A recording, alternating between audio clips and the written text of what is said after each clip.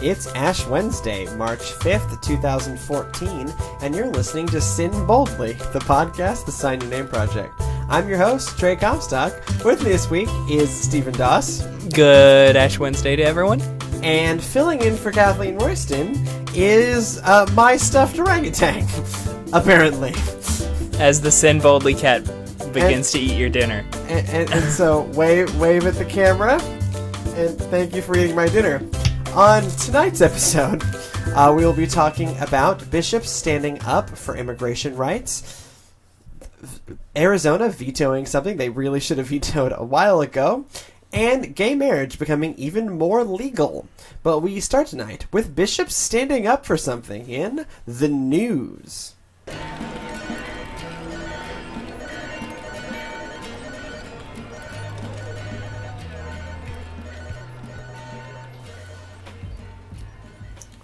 So in keeping with our more positive slant on this show, we have a, remarkably positive story in terms of the church's action.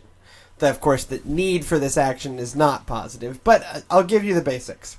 So two United Methodist bishops, Bishop Julius Tribble of the Iowa area, and then Bishop Minerva Carcaño, the misprint in United Methodist Reporter cracks me up, Minerva Carcaño of the Los Angeles area, were arrested on President's Day for protesting in front of the White House.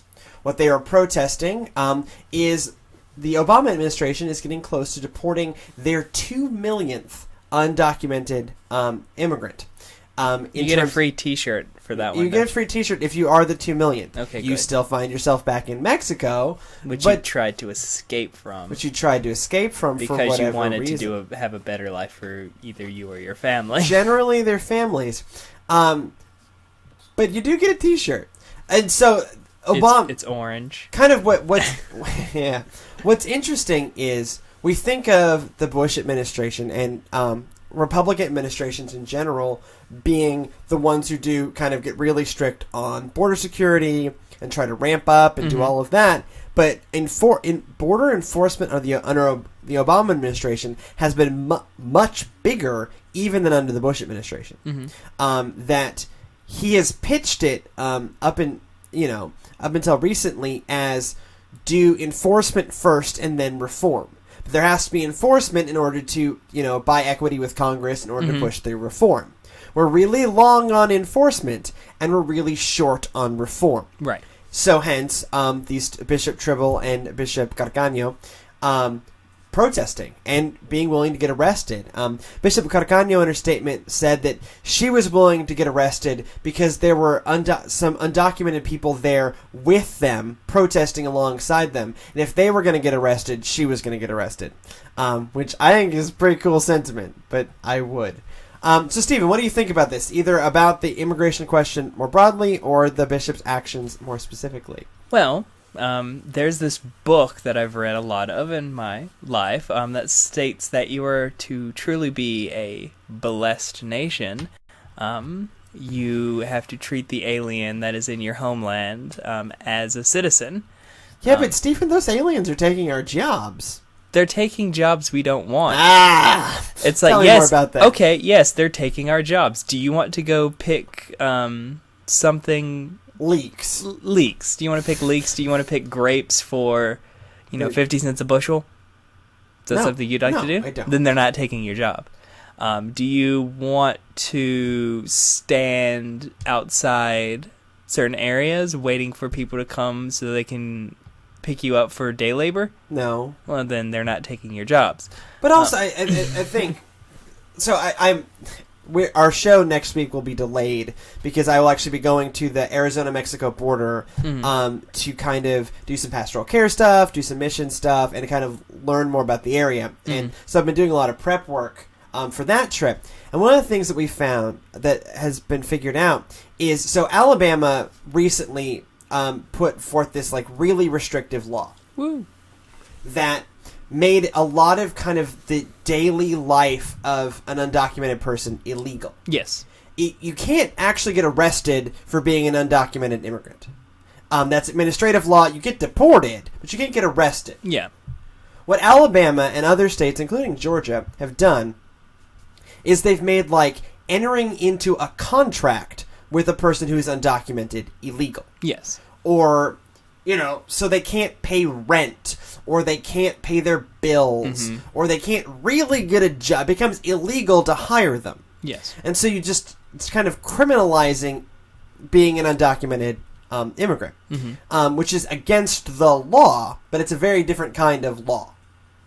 Not criminal law, but administrative law. Anyways, so they did this study looking at Alabama after this happened. Okay, after this law was put in place, and basically all the undocumented folks left Alabama because they ain't stupid. They got out of there. And then they looked at, okay, if you say that it's about jobs, let's look at the unemployment rate, right? So they've all left. Sorry, a little late. They've all left. So the unemployment rate naturally has diminished. You would think has plummeted. I mean, if that's the intent of the law, then that has to happen. And if it's not, then the law was a mistake. It has gone down a little bit, but economists think that's because of the rise of the auto industry in Alabama. Oh, yeah. And has nothing to do with illegal immigrants. Because the sectors in which illegal immigrants tend to work, farm work, for agriculture, instance, no change. Service, no change. Not auto industries. So it means certainly not the factories. No, Jiffy Lube and that kind of thing, but generally speaking, not factories. And that's what Alabama, like when I was growing up, we had the Mercedes plant that was built. There's the Hyundai plant in Montgomery. Yeah. Honda plant in St. Clair County, I think. But I mean, it's a wonderful success for Alabama. It's a boom. Alabama's economy, based on that, is a boom. It has nothing to do with immigration reform. They came when this law was not on the books. Right. But if you look at the industries where undocumented persons tend to work, there was basically no change in the unemployment rate in those industries. Well, I could have told you that. Right. But what that says empirically is in Alabama. I can't speak to the whole country because that's not the data set I'm looking at. But looking specifically at Alabama, there was no change in the unemployment rate, which means this isn't about jobs. It's also not about taxes. So, one of the arguments that gets made is what, Stephen? Is that they get all the benefits, they don't have to pay any of the taxes. Because they're undocumented, they get paid in cash, so you can't take any federal income tax out of that. That's generally speaking not true. Whoa. For the most part, they are paying federal income tax. And so actually, it's the exact reverse of that. Yeah. They are paying into the system. They're also paying sales tax on every purchase. They end up paying more tax, or basically the same amount of tax, and they can't claim any of the benefits. So a lot of them are living below the poverty line. Right. So that means they would get a good chunk of their income tax back. As a person who has lived close to the poverty line for many years, you get most of that money back. They don't get that money back because they can't file. Right. So it's been taken out of their paycheck and sent off to the vet. But they don't get any of it back. Sure, their children often go to public schools. Their children are often citizens, but that's not even an issue. Fundamentally, they are paying into the system. They are also helping produce things. They are helping produce an economic good. Whether it's in a service industry or in a manufacturing industry, they are helping increase the economy through their labor. And fundamentally, for better or for worse, they keep price of labor down. So it's not about jobs, and it's not actually about them costing all this money. It's often about scapegoating, to be quite honest. Yeah. Our economy's bad, let's blame it on folks that are here illegally so that we don't have to take the blame for not producing enough jobs. Right. Or our state, like California's broke again, let's blame it on people who have been considered illegal. Yeah. And that's one of the reasons why I'm glad that, something like this happened. It's not, I don't think it's been in the mainstream media, the liberal elite media. Well, actually it was, because Bill Medford, who works at the General Board of Church and Society, he posted something on Facebook about how Rachel Maddow got it wrong. They said that, she said that they were protesting, I think, some bill or something about illegal immigration, and they're like, no, we were protesting the Obama administration's stance. Their stance. And basically, why particularly now? And it's this kind of not one more campaign. Yeah. To protest the fact he's coming up on the 2 millionth person deported in his, what, 6 years in 6 office, years in yes. office. Yeah, and it's really good that, a lot of times we just see things via one issue. For a lot of people, the Methodist Church will always be seen, until they change, as, conservative on the homosexual issue, whether it's marriage or ordination or whatever have you. A lot of people see that, and they don't see where other places are working. A lot of times we get clouded by the negative, and Sure. we were guilty of that. Some of us still are. I mean, I'm not saying we're never going to be negative. No, we're still going to be negative sometimes. It's just not all the time. But it's nice to show those positive things where, yes, we are standing up for the rights of, people who aren't like us. And as ever, we have to, with anything that you have in the Methodist Church, we must make the disclaimer that these bishops do not represent the official stance positions of the United Methodist Church. But they actually kind of But they certainly do. Yeah. they certainly represent something that they feel represent strongly they about. represent what the social principles Yeah. say. It's like, no, it's not. We shouldn't be deporting people, separating people from their families. We should be working for comprehensive immigration reform so that so that people who want to come in can. And the people that look, I don't mean to be whatever about it, but clearly there's a need, right? If they couldn't get hired, they wouldn't be here, right? But terrorists. Yeah, okay.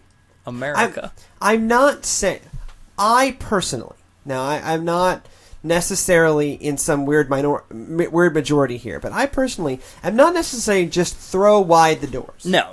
Because while in a perfect world that would be wonderful, there's a safety issue. There, the 9/11 terrorists crossed in from Canada, which is our least secure border. Well, that's because they look like us. There, I said it. I'm gonna straight up say that. Well, there certainly is this kind of, and I wrote a paper on this recently. That there is this anti-brown person bias that gets expressed in different ways. The fear of them taking our jobs. Yes. Look, the Southwest should just be vaguely brown. The fact that the Southwest is as white as it is has more to do with an invasive species of white people than who should actually be there. So it's very difficult to say they're taking our jobs or our anything when... Look, up until 150 years ago, that was just Mexico, right? Yeah. This is not okay. But there just is this kind of they're brown, so they're different. And that becomes really weird because there are millions upon millions upon millions of Americans of color. Yes. Of many shades, of every shade. And the Southwest, especially, in our lifetimes, is going to become majority Latino. That's just kind of a fact. It's just the way it is. That's just demographics, that's population growth, that's who should be there anyways, all of the above, right? And so it really isn't an us and them. And I had this conversation because I'm explaining at my church where I'm going, what I'm doing. We had this conversation, and fundamentally, I'm against any process that dehumanizes. Mm-hmm. Definitely. And when you treat these people like criminals, you call them illegals. Yeah. Imagine being called an illegal. They're a human being with thoughts and feelings and probably smarter than you. You specifically. Oh, they might be.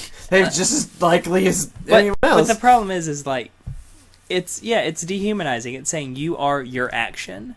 Right. Well, you are reduced to this inhuman adjective. term. You are illegal and illegal. And illegal. Yeah. First of all, not a noun. No. Let's talk about that for a second. Illegal is not a noun, it's an adjective, people. It's an adjective. Two, even if you say illegal immigrant, it's still putting a qualifier on it.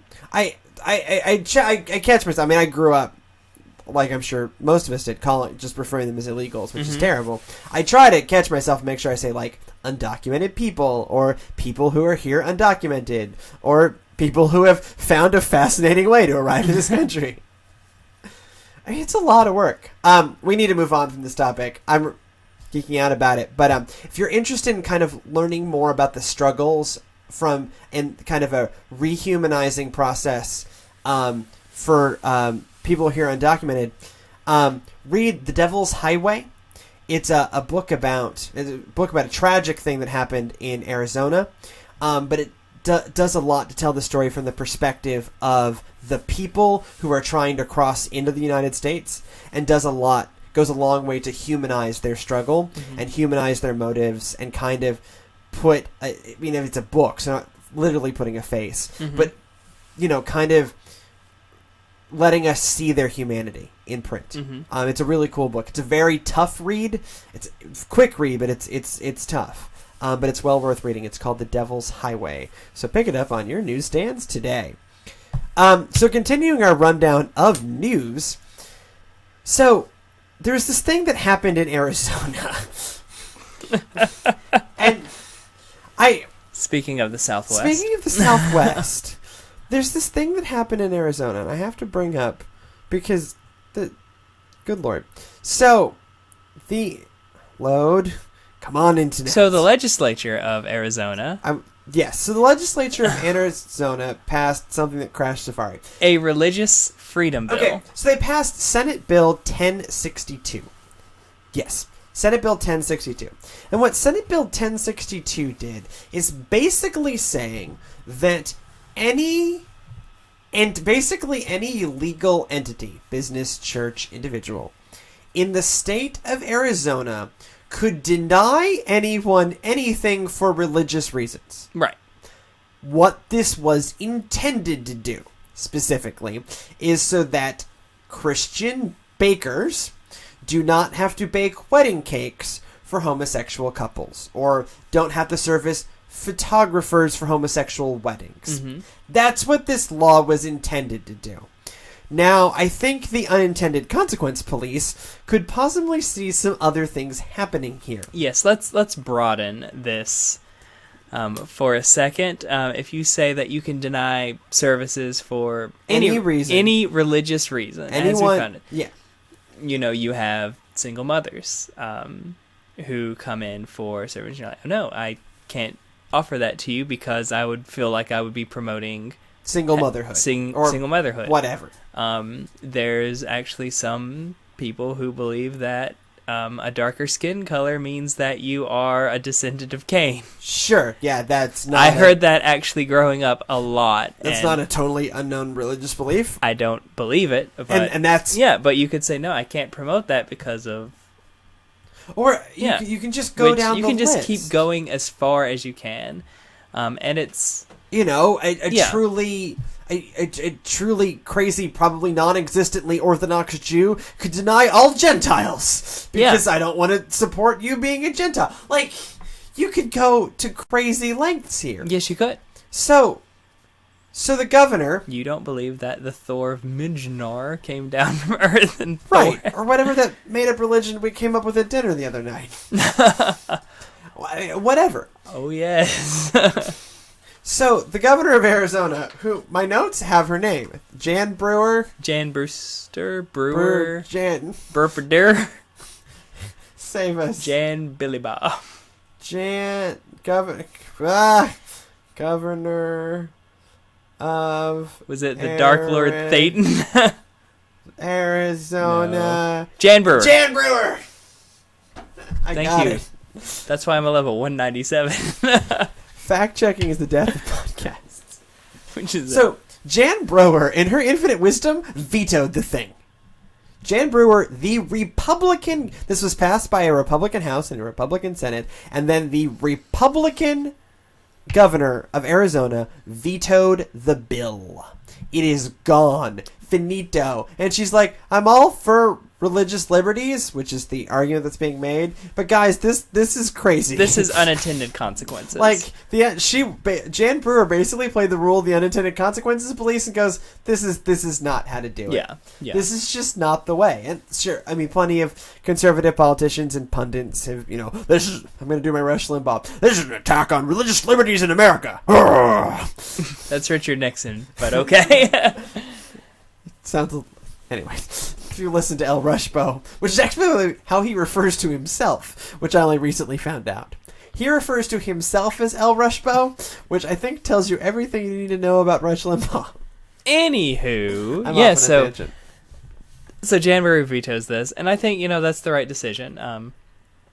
You can be... My head is so big in this. Go away. What?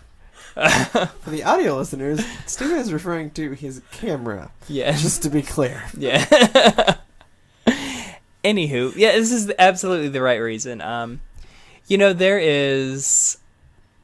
There are some people out there who legitimately and in a completely, in their understanding, loving manner, think that, I can't give off the unintended consequence of making it seem like I'm for this because of my religious beliefs, and I don't want to be complacent in that, so I'm sorry I cannot do that. The problem comes from is that you can go to the nth degree, and I think when you make the law the when way you make it was the law phrased, the way the phrase, there is this understanding that when you go into a business, they can deny you service for any reasons. Sure. That's just, something that you walk in when doing business with someone, they can deny you. Yeah. There will probably be a lawsuit, and they will probably lose. Yes. There will be a lawsuit, they will lose, but they can say, yes, I don't want to do this. You're naked, sir, leave McDonald's. Exactly. That might not go for a lawsuit, but... Yeah, that one you were not going to get a lawsuit. But in this... Unless nudism... I don't know. It'd be difficult if nudism is your religious belief. Right. But there is, there's an understanding that, how do you... When you want to be truly accepting of people, how do you make it so that, you don't force your beliefs on someone else? In either capacity. A lot of times we get...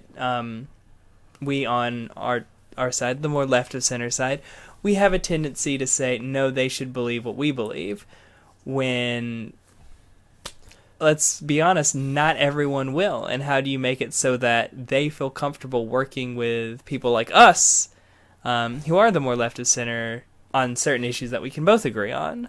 But I think where this gets complicated is, for any other issue, would they really take a stand? Right. I mean, really. On any other issue, and if they didn't, on any other issue, would they care?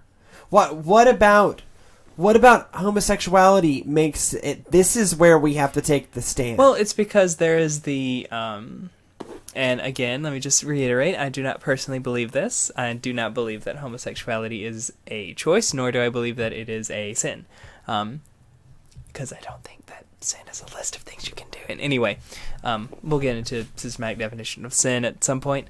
Right. No, we won't. Not at all. But it's one of those things where it's like, if you firmly believe with your heart that it is a choice and it is the wrong choice, and you see someone choosing it and not wanting to turn around, the most loving thing you can do is to say you are wrong, and I'm not going to help you with this. I will tell you why it's wrong, and I will tell you that you're going to HE double hockey sticks because of it, and you need to change your ways. Sure. And there's a lot of people who think that that is a loving response. But I still argue that they're picking this issue, right? Oh, definitely. Would they object to making... Baker's is one we keep using. So would they object... Well, that's because there was that thing in Colorado where it was a baker. Where it was a baker. Which is partly what inspired this law.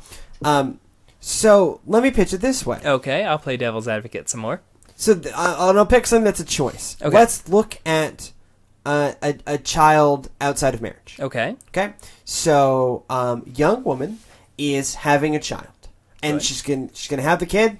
And she's really excited about it. She's not married, but she's really excited about this kid. Good, she's going to have a kid. It's a joyful thing, new life. So she goes to a baker to have a cake made for her wedding shower. Oh, so she's getting married too? Or, excuse me, baby shower. Okay. There we go. Baby, she's not getting married. Okay. So she's going to have this kid, and she wants a cake for the baby shower. And my bet is they wouldn't turn her away. That's a choice she made that can be that many would classify as sinful. I'm not saying one way or other. I'm just saying that some would classify it that way.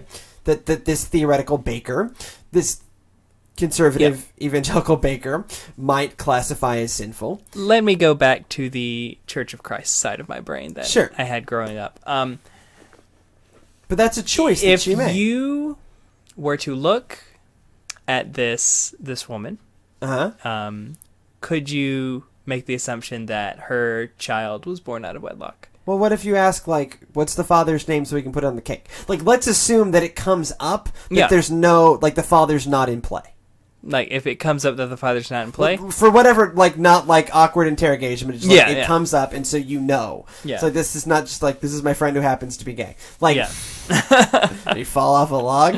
Like, let's just assume that they know that the father's not in play. Yeah. Do you really think they would turn her away? Probably not. And that's my problem. Yeah. That it's this double standard that singles out that homosexuality is somehow the worst sin that you could possibly do. It's just so ruining the fabric of society because two people want to love each other.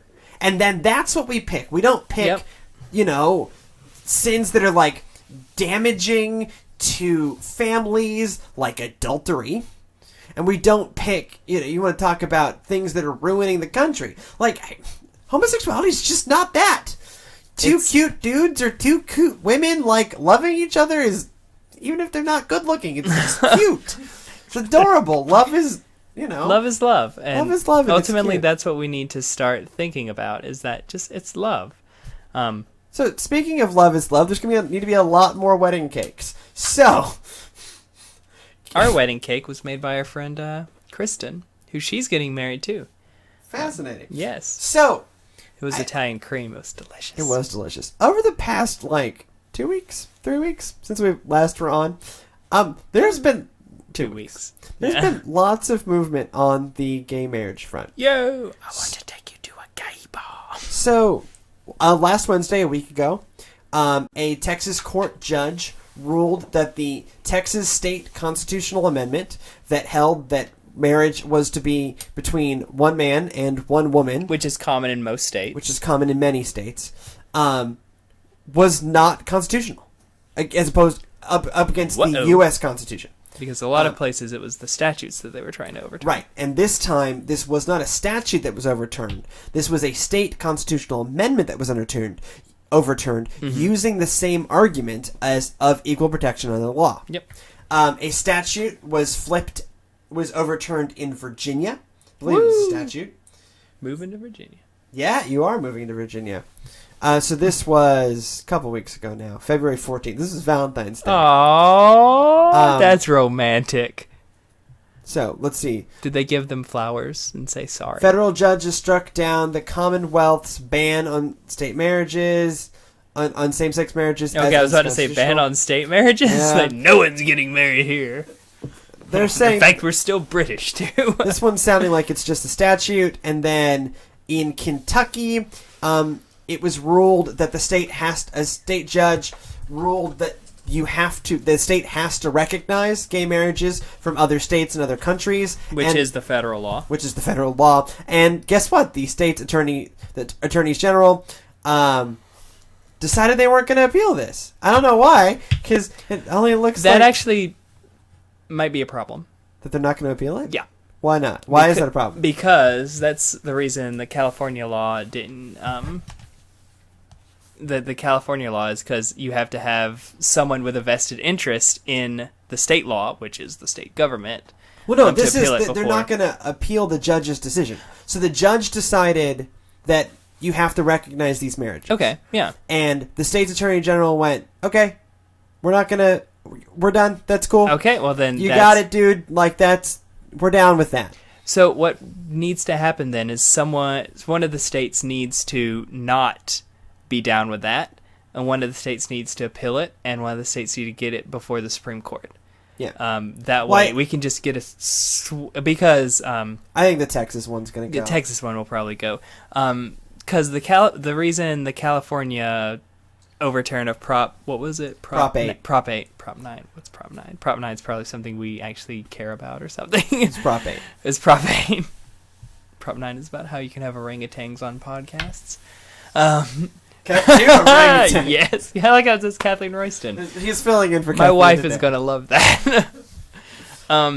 So the reason Prop 9 didn't become this overwhelming change that just said, okay, it's all any statute was because the people who brought it forth had no standing. They didn't have a vested interest in keeping it. It wasn't the state government. The state government said, we're not going to appeal this. A group of concerned citizens and lawmakers did. And then they're like, well, can't do it. So I get the sense from the scuttlebutt coming out of Texas that is exactly what's going to happen with Texas. Yeah. That we are going to get that kind of...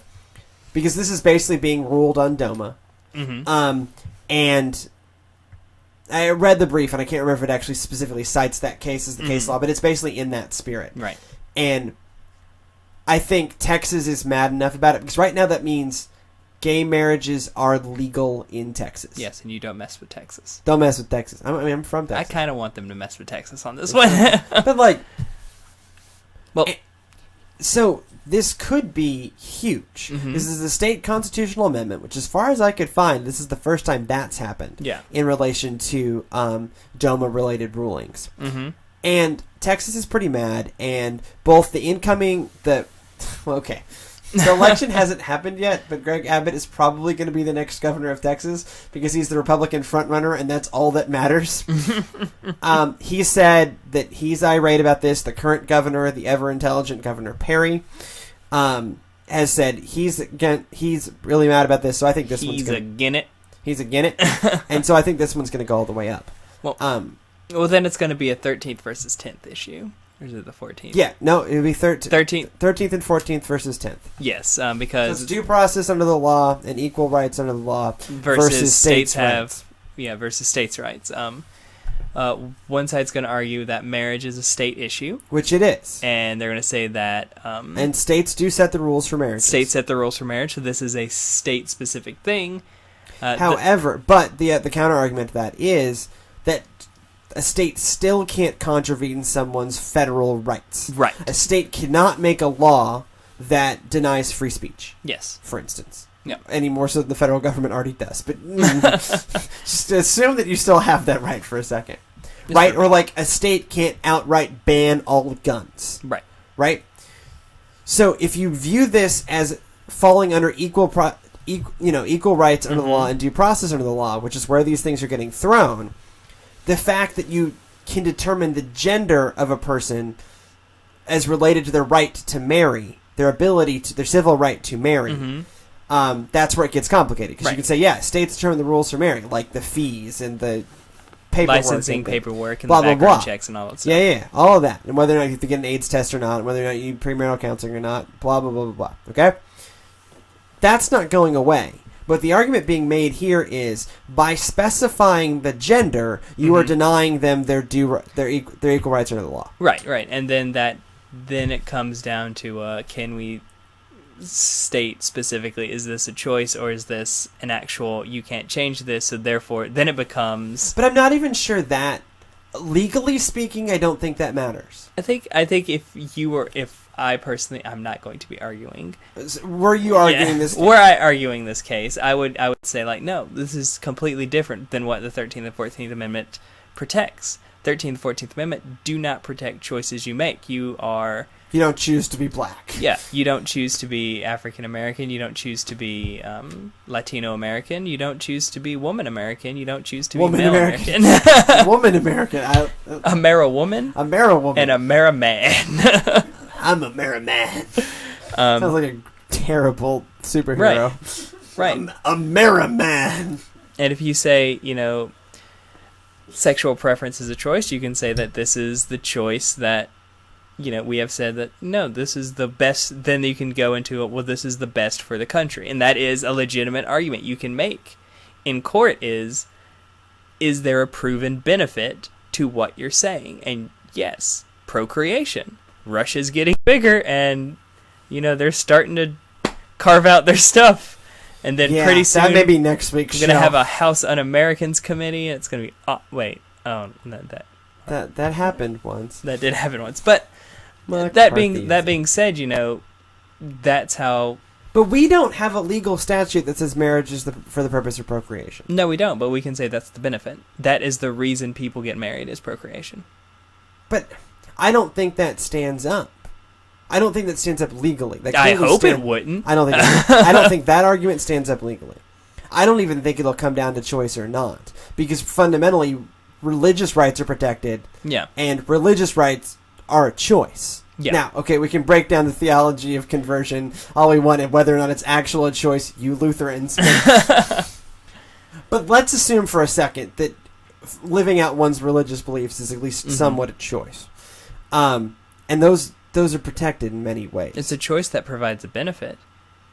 The benefit is altruism. Right, but you can... Boom, but you lawyered. Can... Not really. You can argue many benefits. Yes, you can. To...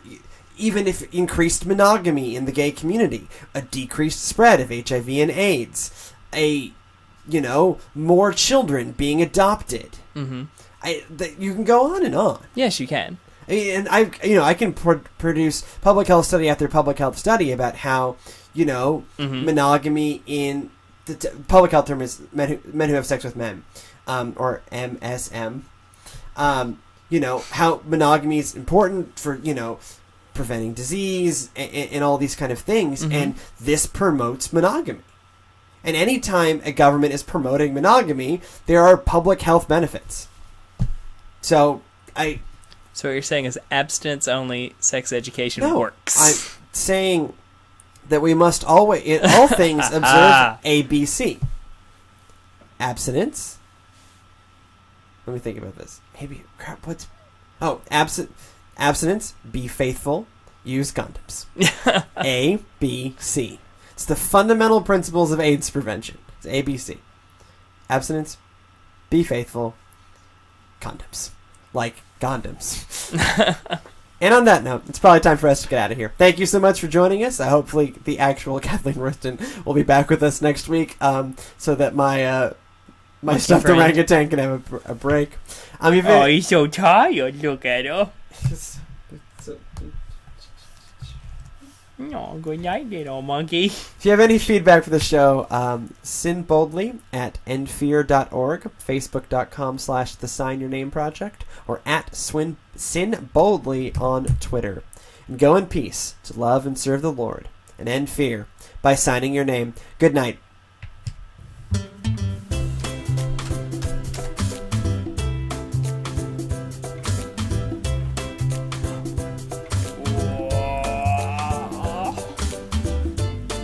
Boldly cat.